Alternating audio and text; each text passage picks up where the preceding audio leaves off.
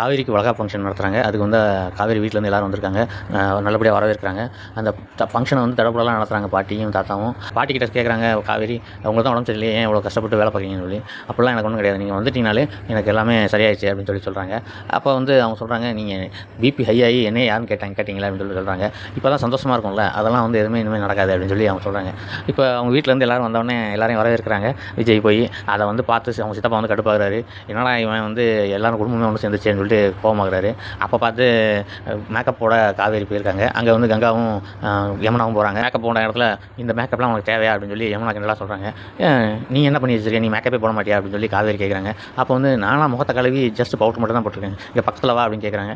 முகத்தை காமிச்சோடனே அந்த போக்கிரி படத்தில் விஜய் சொல்லுவார்ல, அது மாதிரி இது என்னது, இது ஜஸ்ட் க்ரீமியா அப்படின்னு சொல்லுவாங்க. அது மாதிரி இது ஜஸ்ட் பவுடர் தான் அப்படின்னு சொல்லி கங்கா சும்மா போடி அப்படின்னு சொல்லி போயிடுறாங்க. இந்த மாதிரி ஃபன்னாக தான் போயிருக்கு. பசுபதி வந்து இந்த ஃபங்க்ஷனில் வந்து ஏதாவது கலாட்டா பண்ணுவாருன்னு எதிர்பார்க்குறோம். நீங்கள் என்ன எதிர்பார்க்கீங்கன்னு சொல்லி கமெண்ட் பாக்ஸில் கமெண்ட் பண்ணுங்கள். தேங்க்யூ.